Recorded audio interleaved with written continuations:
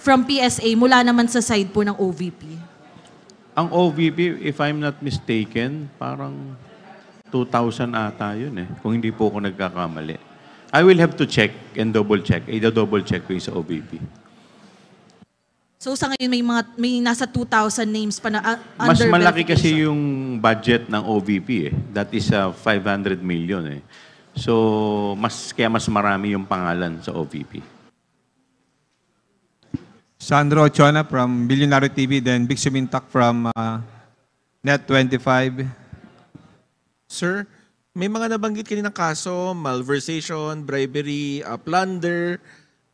Ito na po ba yung lalamanin ng partial committee report natin na ikakaso or i-recommend from other government agencies na ikaso kay VP? Well, pag-uusapan pa namin, but ito yung mga nakita namin na mga possible violations.